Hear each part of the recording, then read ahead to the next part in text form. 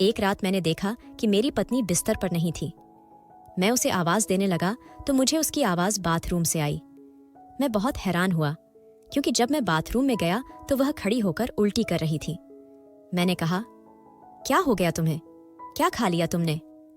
तो उसने कहा, कुछ ऐसा वैसा नहीं खाया है, ये तो उल्टी है जो हर औरत को आती है। फिर वह बहुत ज्यादा खुश हो जाती है। मैंने कहा, क्या मतलब? तो उसने कहा, मैं मां बनने वाली हूं। वह खुशी से मेरे गले लग गई और खुशी से कूदने लगी। लेकिन मैं यह सुनकर हैरान रह गया क्योंकि मुझे पता था कि हमारे यहाँ कभी भी संतान नहीं हो सकती थी। फिर मेरी पत्नी पेट से कैसे हो सकती थी? इस बात ने मुझे बहुत परेशान कर दिया था। लेकिन मैंने उससे पूछा कि यह बच्चा किसका है, तो उसने मुझे ऐसी बात बताई कि मैं अपना सिर पकड़कर रह गया। और मैंने उसी वक्त अपनी पत्नी की एक चीज को, मेरा नाम अशोक है और मेरी पत्नी का नाम निर्मला था। हम दोनों ने ही लव मैरिज किया था और हमें एक दूसरे से बहुत प्यार था। एक दूसरे के बिना रह नहीं सकते थे। यूं तो हमारा लव मैरिज था, लेकिन फिर भी खानदान वालों को कोई आपत्ति नहीं थी। इसीलिए हमें किसी ने ज्यादा बातें नहीं सुनाई। पीठ पीछे शायद बोलते थे, लेकिन मुंह पर नहीं बोलते थे। हम अपने अपने माँ बाप के घर भी जाते और त्योहारों में मिलना जुलना भी रहता था। लड़का हो या लड़की शादी हो जाए तो फिर सब उनसे एक ही सवाल पूछते हैं, बच्चा कब पैदा कर रहे हो? हमसे भी यही सवाल पूछा जा रहा था। हमें फिलहाल बच्चा पैदा करने की कोई जल्दी नहीं थी। हमने लव मैरिज किया था, इसका मतलब यह नहीं कि साल भर में ही बच्चा पैदा कर लेते और फिर बस उसके बाद दूध डायपर ही पूरा करते रहते। ये जो बच्चे होते हैं ना, यह भी शादी के लड्डू की तरह होते हैं, जो खाए वह भी पछताए और जो न खाए वह भी पछताए। बच्चे पैदा करने का शौक तो बहुत होता है, लेकिन जब आ जाते हैं तो ठीक से इंसान बाथरूम भी नहीं जा सकता। इसलिए मैंने अपनी पत्नी को कहा था, कोई जल्दी नहीं है, लेकिन उसे बच्चों का बहुत ज्यादा शौक था। उसने मुझे एक डब्बा दिखाया और मैंने अंदर देखा तो मैं हैरान रह गया। उसके अंदर बच्चे का सामान था। मैंने कहा, यह सामान तुमने कब लिया? तो वह कहने लगी, जब हम हनीमून पर गए थे ना, तो वहां पर एक दुकान नजर आई थी, वहां से ले लिया। आगे इसकी जरूरत भी तो पड़ेगी। मैंने कहा, पहले बच्चा तो दुनिया में आने दो पगली, तुझे इतनी जल्दी किस बात की है? तो उसने कहा, हाँ मुझे बहुत जल्दी है, बस यूं समझो कि मैंने बच्चे के लिए ही शादी की है। जब मैंने उसको हैरान होकर देखा तो वह चुप हो गई और थोड़ी देर बाद कहने लगे कि मैं मजाक कर रही हूँ, पर मुझे जल्दी जल्दी एक प्यारा सा बच्चा पैदा करना है और मैं उसका नाम विजय रखूंगी। अगर लड़की हुई तो उसका नाम शांति रखूंगी। मुझे कुछ दिन तक ऐसा लगने लगा कि मैंने पहले से ही किसी शादीशुदा औरत से शादी कर ली है, जिसके बहुत सारे बच्चे हैं। उसको तो बच्चों के अलावा कुछ सूझता ही नहीं था। पूरा दिन बच्चों की बातें करती रहती थी। एक दिन मैं घर आया तो उसको देखकर हैरान रह गया। उसका पेट फूला हुआ था और वह पेट पर हाथ लगाकर हंस रही थी। मैंने कहा, यह क्या हो गया है तुम्हारे साथ? तो हंसते हुए कहने लगी, मैं मां बनने वाली हूं। मैंने कहा, मजाक नहीं करो, पागल हो गई हो क्या? यह क्या डाला है तुमने अपने पेट में? ऐसा कैसे हो सकता है? सुबह में गया था तो तुम अच्छी भली थी, अब तुम मां बनने वाली हो। तो उसने पेड़ से तकिया निकाला और कहा, माफ कर दो, मैं देख रही थी कि जब मैं मां बनने वाली होंगी तो कैसी लगूंगी। बस मुझे जल्दी जल्दी एक प्यारा सा बच्चा पैदा करना है। मेरी पत्नी की सारी बातें घूम फिर के बच्चे पर आ जाती थीं। मैं बड़ा परेशान हो गया था। एक दिन मैंने अपने दोस्त से बात की तो उसने कहा, आजकल ऐसी औरतें कहाँ मिलती हैं जो बच्चा पैदा करना चाहती हैं? आजकल की औरतें तो कहती हैं कि हमने बच्चा पैदा नहीं करना, नहीं तो हमारा फिगर खराब हो जाएगा। बड़ा भाग्यवान है कि तेरी पत्नी ऐसा सोचती है। ऐसी पत्नी तो किस्मत वालों को मिलती है। मैंने कहा, ऐसी बात नहीं है, मुझे भी बच्चे पसंद हैं, लेकिन अभी तो हमारी शादी को साल भी नहीं हुआ और यह कहती है कि बच्चा पैदा करना है। मेरे दोस्त ने मुझसे कहा कि यह सब कुछ तो तेरे हाथ में है, पर मेरी पत्नी जो मेरा पूरा दिन सार कहती रहती थी और बार बार कहती थी कि हमारे यहाँ बच्चा कब होगा। मेरी एक दोस्त की भी शादी हुई थी, उसके पास बच्चा हो गया है, हमारे यहाँ क्यों नहीं हो रहा? जब मेरी पत्नी ने मेरा जीना ही हराम कर दिया तो मैंने भी सोचा कि बच्चा आज या कल तो होना ही है, बस इसको एक बच्चा पकड़ा देता हूँ, ये पूरी जिंदगी उसके साथ खेलती रहेगी। मैंने उसे कहा कि बहुत बड़ी जिम्मेदारी होती है, फिर बाद में यह ना कहना कि मुझसे यह सब कुछ नहीं होता। तो उसने कहा कि मैंने तो पहले से ही सब तैयारी कर रखी है। मैं उसका मतलब नहीं समझा कि कौन सी तैयारी की है। पता चला कि उसने पहले से ही बच्चे के लिए कुछ पैसे भी जमा किए हुए थे। अब मैंने और कुछ नहीं सोचा और बस सोच लिया कि करते हैं बच्चा पैदा। पर आज इस बात को काफ़ी समय हो गया था कि हमारे यहाँ प्रेगनेंसी नहीं हो रही थी। अजीब सी बात थी, जब भी मेरी पत्नी टेस्ट करती तो वह नेगेटिव आता था। वह बहुत ज़्यादा परेशान हो जाती कि 1 हफ्ते तक ठीक से खाना नहीं खाती थी, बात नहीं करती थी, बोलती नहीं थी। 1 साल तक हम लोग कोशिश करते रहे तो फिर डॉक्टर के पास जाने के बारे में सोचा। वैसे भी कहते हैं कि जब तक 1 साल पूरा न गुजर जाए डॉक्टर के पास जाने की ज़रूरत नहीं होती, क्योंकि 1 साल का वक्त तो जायज़ होता है। डॉक्टर के पास गए और कुछ टेस्ट वगैरह कराएं। ये डॉक्टर लेडी डॉक्टर थी। उसने कहा कि मुझे आप लोगों का केस थोड़ा गड़बड़ लग रहा है। उसने कहा कि मैं तो आप लोगों को किसी अच्छे से डॉक्टर के पास रेफर कर देती हूँ। उसने हमें एक मिलन नाम के डॉक्टर के पास भेज दिया। ये बहुत अच्छा डॉक्टर था। मैंने जब इसे देखा तो मुझे ऐसा लगा कि मैंने इसे पहले भी कहीं देखा है। फिर याद आया कि जिस कॉलेज में मैं पढ़ता था, ये भी वही के मेडिकल विंग में पढ़ाई करता था और मुझे भी जानता था। जान पहचान वाला डॉक्टर निकल आया तो काफ़ी खुशी हुई। उसने कहा कि दोनों के टेस्ट होंगे, लेकिन रिपोर्ट आपको 2 दिन बाद मिलेगी। 2 दिन बाद मैं खुद ही रिपोर्ट लेने चला गया। मेरी पत्नी भी साथ जाना चाहती थी, पर मैंने कहा कि आज मुझे बहुत काम है, मैं ऑफिस से आते हुए रिपोर्ट कलेक्ट कर लूँगा। तुम परेशान नहीं होना इस रिपोर्ट के पीछे। वह पहले ही मेरा काफ़ी दिमाग खराब कर चुकी थी। बार बार कहती थी कि अगर ऐसा हुआ कि हमारे यहाँ बच्चा ही न हो तो फिर हम क्या करेंगे। वह कहती थी कि मैं तो आत्महत्या कर लूँगी, और मैं उसे कहता था कि तुम कैसी बातें कर रही हो, क्या जिंदगी में सिर्फ बच्चे ही रखे हैं? क्या तुम्हें मुझसे कोई प्यार नहीं है? उसने कहा कि आपसे प्यार है, लेकिन मुझे बच्चा भी चाहिए। जब मैं हॉस्पिटल जा रहा था तो यही सोच रहा था कि सब कुछ ठीक हो, नहीं तो मेरी पत्नी डिप्रेशन में चली जाएगी। और वही हुआ कि जिसका डर था। डॉक्टर ने कहा कि मेरी पत्नी कभी मां नहीं बन सकती है। मुझे भी बहुत बुरा लगा। ऐसा क्यों होता है कि अगर कोई इंसान किसी चीज़ की बहुत ज़्यादा प्रार्थना करता है तो उसे वही चीज़ नहीं मिलती, और भगवान उसे उसी बात को लेकर परीक्षा में डाल देता है। पर यह भी सच है कि ऐसी परीक्षा को पूरा कर लेने वालों के साथ फिर बहुत अच्छा होता है, लेकिन यह परीक्षा बड़ी मुश्किल होती है। शायद हम लोग भी उन लोगों में थे जिन्हें भगवान ने परीक्षा के लिए चुन लिया था, और यह हमारे लिए बहुत मुश्किल था। मुझे बच्चों का इतना ज़्यादा चाह नहीं था, लेकिन मेरी पत्नी तो जैसे पैदा ही माँ बनने के लिए हुई थी। जब मैंने उसे यह खबर सुनाई तो वह बेहोश हो गई। मैं उसे इसी डॉक्टर के पास ले गया। डॉक्टर ने कहा कि मेरे पास आप लोगों को देने के लिए कोई तसल्ली भी नहीं है। आप लोग चाहें IVF करवा लो या चाहें कुछ भी करवाओ, आप लोगों के यहाँ संतान पैदा नहीं होगी। आप लोग बच्चा अडॉप्ट कर लें और जल्दी कर लें, तुम्हारा ही ठीक होगा। वह कहती थी कि मुझे अपना बच्चा पैदा करना है। डॉक्टर ने कहा कि IVF करवाना है तो करवा ले, इसमें बहुत खर्च हो जाएगा और वह सफल नहीं होगा, ये मैं आपको पहले ही बता दूं। डॉक्टर ने हमें कहा कि मैं डॉक्टर हूं, मुझे ज़्यादा पता है। आप लोग अपना समय और पैसा दोनों बर्बाद करेंगे, लेकिन परिणाम यही रहेगा, इसलिए आप लोगों को पहले ही अच्छा सुझाव दे रहा हूं। मेरी पत्नी 2-3 दिन तक बीमार रही, ठीक से खाना नहीं खाती थी। फिर मैंने अपनी कसम देकर उसे खाना खिलाया। उसने कहा कि किसी और डॉक्टर से इलाज कराएं, तो मैंने उसे एक बात समझाई कि हमारे पास इतने पैसे नहीं हैं कि हम डॉक्टर से इलाज करवाएं, और इस सब का इलाज बहुत महंगा होता है, बहुत पैसे लगते हैं। 80000 तक के टेस्ट होते हैं, कौन पूरे करेगा? और रही बात IVF से बेबी पैदा करने की, वह तो लाखों का खर्चा है। तुम्हें क्या लगता है हम अमीर हैं? हमारे पास कुछ नहीं है और हम अकेले हैं। हमारे माता पिता हमारे साथ अच्छे से पेश आते हैं तो यही उनकी कृपा है। इससे ज़्यादा हम उनसे कुछ भी नहीं ले सकते, और उनके पास भी क्या है? मैंने अपनी पत्नी को किसी तरह समझा तो लिया था, लेकिन वह इसी तरह कुछ न कुछ करती रहती थी। कभी किसी बाबा के पास चली जाती, कभी किसी हकीम के पास चली जाती, कुछ न कुछ इलाज करवाती रहती थी। अब तो उसे बुरे सपने भी आने लगे थे। वह कपड़े जो उसने हमारे बच्चे के लिए बनाए थे खराब हो गए। समय इसी तरह गुजरता गया और हमें पता ही न चला कि कब 7 साल गुजर गए। इन 7 सालों में हम लोगों ने हमारे अपनों की बहुत सी बातें सुनी। मेरी पत्नी के घर वाले कहते कि तेरे पति में ही कोई दिक्कत है, और मेरे घर वाले कहते यह लड़की बांझ है तो तूने इससे शादी क्यों की? तुमने सबको नाराज किया और फिर तुझे मिला क्या? एक बांझ औरत। लोग मुझे कहते थे कि इसको छोड़ दे और किसी और से शादी कर ले, लेकिन मैंने कभी ऐसा सोचा भी नहीं था। एक दिन मेरी पत्नी ने मुझसे कहा कि मुझे आपके प्यार पर पूरा यकीन हो गया है। मैंने आपसे शादी की थी, लेकिन मुझे बच्चों की बहुत इच्छा थी, पर आपको शायद सिर्फ मुझसे ही प्यार था कि यह सब कुछ होने के बाद भी आपका प्यार थोड़ा सा भी कम नहीं हुआ, और आप मुझे अब भी उसी तरह चाहते हैं, मेरी परवाह करते हैं, और आज तक आपने यह नहीं कहा कि तुम्हारी वजह से मुझे संतान नहीं हो रही है। मैं इस बात पर बहुत खुश हूं, और मैंने उसे कहा कि मैंने तुमसे प्यार किया है, कोई मजाक नहीं किया है। बहुत अच्छी लगती हो तुम।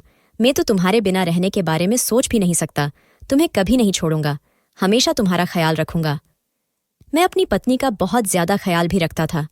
कभी कभी उसके पाँव की मालिश भी करता, क्योंकि वह बहुत ज्यादा दवाइयाँ खाती थी तो फिर उसे पर रिएक्शन हो जाता था।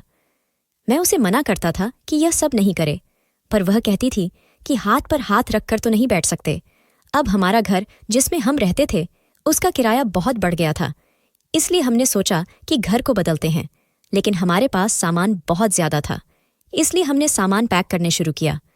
मैंने अपनी पत्नी को कुछ डब्बे लाकर दिए और कहा कि थोड़ा थोड़ा सामान बांध लो, और मैं दूसरा घर देखने लगा। वैसे ही इस कॉलोनी में हम लोग मशहूर हो गए थे। सबको पता था कि हमारी संतान नहीं है। मेरी पत्नी को कोई लोग गोद भराई की रस्म में नहीं बुलाता था, अपने बच्चों को उससे दूर रखता था। बच्चे उसे उठाने नहीं देते थे। मैं उसे कहता था कि बच्चा गोद ले लें, तो इस बात पर भी वह कहती थी कि नहीं, मुझे अपना बच्चा चाहिए। मैंने भगवान से प्रार्थना की है, भगवान मेरी प्रार्थना जरूर सुनेगा। मुझे बच्चा होगा, मुझसे ही होगा, और वह हमारा अपना बच्चा होगा। कभी कभी उसे देखकर मुझे बहुत बुरा लगता था, पर मैं क्या कर सकता था। घर इसलिए बदला था कि मेरी पत्नी को ज्यादा लोगों की बातें न सुननी पड़े। जिस जगह हम रहने के लिए अब आए थे यह कोई मोहल्ला नहीं था, एक बिल्डिंग थी, और यहाँ पर सब फ्लैट सिस्टम जैसा था। हमारे सामने वाले फ्लैट में एक लड़का रहता था। एक दिन ऑफिस से घर आया तो वह मेरी पत्नी से बात कर रहा था। मैंने भी उससे हेलो नमस्ते कर लिया। उसने कहा कि उसका नाम जिग्नेश है और वह यहाँ पर अकेला रहता है। उसके घर में कुछ खत्म हो गई थी तो वह लेने के लिए आया था। जब मैं अंदर आया तो मैंने अपनी पत्नी से कहा कि और क्या कह रहा था, तो उसने कहा कि नहीं, कुछ नहीं कहा था, अच्छा लड़का है। मैंने कहा कि अच्छा तो है, लेकिन अकेला लड़का है, इसलिए इससे जरा बच के रहना। तो मेरी पत्नी मुझे हैरान होकर देखने लगी। उसने कहा कि क्या हो गया है आपको, मेरे छोटे भाइयों जैसा है वो। मैंने कहा कि तुम तो उसे छोटा भाई समझती हो, लेकिन वह तुम्हें बड़ी दीदी नहीं समझता होगा। तुम बहुत सुंदर हो, इसलिए कह रहा हूं। मेरी पत्नी ने इस बात के बारे में ज्यादा कुछ नहीं किया। अब हम यहीं पर रहने लगे। रिश्तेदारों का आना जाना कम हो गया था, लेकिन मेरी पत्नी अब भी बीमार रहती थी। उसकी तबीयत खराब रहती थी। उसने दवाइयां खा खा कर अपनी तबीयत खराब कर ली थी। बहुत रोती थी। 7 साल गुजर गए थे। लोग मुझे बहुत सिंपैथी देते थे, कहते थे कि तुम ही हो जो इस औरत के साथ गुजारा कर रहे हो, नहीं तो क्या फायदा है। और कुछ लोग तो यह बात मेरी पत्नी के सामने भी कर देते थे। वह कहते थे कि घर को संभालना भला कोई काम है। घर को संभालने के लिए, खाना पकाने के लिए तो नौकरानियां मिल जाती हैं। एक काम वाली बाई रखो तो सारे काम हो जाते हैं, लेकिन जो पत्नी का काम है वह तो यह औरत कभी नहीं कर सकती। यह तुम्हें कभी संतान पैदा करके नहीं दे सकती। जो मुझसे ऐसी बात करता था मैं उससे कभी कभी झगड़ा भी कर लेता था, और लोग कहते थे कि मेरा ही दिमाग खराब है। हमारा सामान बाद में आया तो मैंने देखा यह तो बिल्कुल फालतू सामान था। हमारे घर में जो आदमी रहने के लिए आया था उसने हमारा कुछ बचा हुआ सामान भी वापस भेज दिया था। शायद वह बहुत ईमानदार था। उसने कहा होगा कि किसी का सामान हमने नहीं लेना। कुछ चीजें ऐसी चीजें थीं जो हम जानबूझकर वहीं पर छोड़ आए थे, लेकिन अब वह चीजें फिर से यहां पर आ गईं, तो मैंने अपनी पत्नी से कहा कि इन्हें का भंगार में फेंक देना। मेरी पत्नी ने कहा कि एक नज़र देख लूंगी, कहीं कोई जरूरी कागज न हो।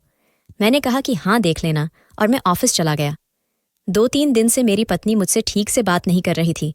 ऐसे ही उसका मूड खराब था जब से उसे पता चला था। वह माँ नहीं बन सकती, इसका मूड कभी भी खराब हो जाता था, इसलिए मैं उससे ज्यादा जिद नहीं करता था। पर एक दिन उसने मुझसे कहा कि आज रात को जल्दी आ जाऊंगा। मैंने कहा कि ठीक है, और सुबह उसने मुझे यह भी बताया था कि मैं एक औरत के पास जा रही हूं जो बांझपन का इलाज करती है। मैंने उसे मना किया था, पर उसने कहा कि इलाज तो करवाना ही है। वह वहां से दोपहर में वापस आ गई थी, और उसके बाद अब रात को कहने लगी कि जल्दी आ जाना। जब मैं घर में गया तो सामने का माहौल देखकर हैरान रह गया, क्योंकि पूरे घर को फूलों से और दियों से सजाया हुआ था। आज न तो दिवाली थी और न ही मेरा जन्मदिन था, न ही मेरी पत्नी का जन्मदिन था। मैं सोचने लगा कि कहीं हमारी शादी की सालगिरह तो नहीं है, लेकिन ऐसा भी कुछ नहीं था। फिर यह सब कुछ किस खुशी में हो रहा था? मेरी किसी रिश्तेदार की भी न तो आज शादी की सालगिरह थी और न ही जन्मदिन था। फिर यह सब कुछ मेरी पत्नी ने क्यों किया था? खैर, मैं आगे बढ़ा तो वह सामने खड़ी थी। आज बहुत खूबसूरत लग रही थी। बहुत दिनों बाद उसके चेहरे पर सच्ची मुस्कान थी, और उसने अपना सबसे अच्छा सूट पहना था। मैंने कहा कि क्या बात है, आज तुम बहुत चमक रही हो। तो कहने लगी कि बात बहुत बड़ी है और मेरे हाथ में एक डब्बा पकड़ा दिया। मैंने कहा कि क्या है इसमें, तो कहती है कि इसको खोलो। जब मैंने उसे खोला तो उसके अंदर प्रेगनेंसी टेस्ट था जो पॉजिटिव नजर आ रहा था। इसका मतलब मेरी पत्नी मां बनने वाली थी। यह देखकर मैं हैरान रह गया और बिल्कुल ऐसे खड़ा हो गया जैसे अगर मैं हिला तो कुछ हो जाएगा। यह खबर तो बहुत बड़ी थी हमारे लिए, ऐसी ही ठीक है जैसे कोई इंसान मर रहा हो और उसे कोई कह दे कि तुम मर नहीं रहे बनके तुम्हें जिंदगी मिल गई है। पर मुझे समझ नहीं आ रहा था कि मैं कैसा रिएक्शन दूं। मेरी पत्नी रोते रोते मेरे गले लग गई तो मैंने भी उसे गले लगाया और कहा कि यह तो बहुत अच्छी बात है। उसने कहा कि मुझे पता है आपको अभी तक विश्वास नहीं हो रहा ना, इसलिए आप ऐसी बातें कर रहे हैं। लेकिन मैंने 2-4 दफ़ा टेस्ट किया और मैंने आपसे झूठ बोला था। मैं किसी हकीम के पास नहीं गई थी, मैं डॉक्टर के पास गई थी। उसी ने मेरा टेस्ट करवाया। यह देखिए, मेरे पास टेस्ट की रिपोर्ट भी है। अब तक हम लोग जब भी डॉक्टर के पास जाते थे मैं साथ ही जाता था और हमारा एक ही डॉक्टर था। लेकिन आज वह किसी औरत के पास चली गई थी। मैंने जब रिपोर्ट को देखा तो मैं हैरान रह गया। मुझे तो अभी भी विश्वास नहीं हो रहा था। अब मेरी पत्नी फिर से बच्चे की तैयारियां करने लगी। उसने मुझसे पैसे मांग लिए तो मैं गुस्सा हो गया। मैंने कहा कि इतने पैसे मैं तुम्हें कैसे दे सकता हूं, तुमने भी तो बच्चे के लिए पैसे जमा किए थे ना। उसने कहा कि हाँ, मैंने बहुत सारे पैसे जमा किए थे, लेकिन वह सारे पैसे तो बच्चे के इलाज पर लग गए। अब आपको ही मुझे पैसे देने होंगे। मैंने उसे कुछ पैसे दिए और बाकी पैसे बाद में देने का वादा तो किया, लेकिन मैं अभी तक हैरान था कि यह सब कैसे हो गया। जब 7 साल तक ऐसा नहीं हुआ तो अब कैसे हो सकता था। और वह पड़ोसी भी कोई ना कोई चीज मांगने के लिए आ जाया करता था। मैंने जितना कहा था कि उससे दूर रहना, उतना ही वह हमारे घर के चक्कर लगाता रहता था। कभी कभी मेरी पत्नी कहती थी कि वह तो लड़का है, बच्चा है, लेकिन मैं जानता था कि मर्द कभी भी औरत के लिए बच्चा नहीं होता। मेरी मासूम पत्नी को यह बात कौन समझाता, उसे इन चीजों के बारे में नहीं पता था। जब से उसने यह खबर सुनाई थी कि वह मां बनने वाली है, मैं तो हैरान ही रह गया था। वह मुझे पहले की तरह चाहने लगी थी। अब हमारा रिश्ता भी बेहतर हो रहा था, नहीं तो वह हमेशा उदास रहती थी। लेकिन मैं फिर भी खुश नहीं था। एक दिन मैंने उसे डॉक्टर के पास ले गया, वही डॉक्टर जो मेरा दोस्त था, जिसने हमें यह खबर सुनाई थी कि मेरी पत्नी कभी मां नहीं बन सकती। मैंने डॉक्टर से कहा कि आपने तो कहा था कि मेरी पत्नी कभी मां नहीं बन सकती। तो डॉक्टर ने कहा कि देखो, इस बात को 7 साल हो गए हैं और इंसान के शरीर में बदलाव होते रहते हैं। अब 7 साल में आपकी पत्नी के शरीर में इतने बदलाव हुए हैं, मैं तो कुछ नहीं कह सकता। और आपको तो खुश होना चाहिए कि भगवान ने आप पर कृपा कर ली। मैंने उस डॉक्टर को अजीब सी नज़र से देखा और मैंने अपनी पत्नी को कहा कि तुम जाकर ब्लड टेस्ट करवा लो, तुम्हारा चेहरा मुझे काफ़ी पीला सा लग रहा है। उसने कहा कि हाँ। वह वहां से चली गई तो मैंने उसके डॉक्टर का गला पकड़ लिया। मैंने कहा कि झूठ बोलते हो, मुझसे तुमने तो कहा था कि मैं कभी भी बाप नहीं बन सकता, फिर मेरी पत्नी मां कैसे बन गई। उसने कहा कि देखो, यह तो तुम पति पत्नी का आपसी मामला है, मैं कुछ नहीं बोल सकता, लेकिन मैंने तुम्हारी पत्नी के सामने झूठ तो नहीं बोलना था ना, वह सचमुच मां बनने वाली है। मैंने कहा कि तुमने अच्छी तरह से चेक कर लिया है, तो उसने कहा कि हाँ, वह मां बनने वाली है। मैंने कहा कि फिर मेरा दोबारा से चेकअप करो कि यह सब कैसे हो गया। दरअसल बात ऐसी थी कि मैं कभी भी बाप नहीं बन सकता था।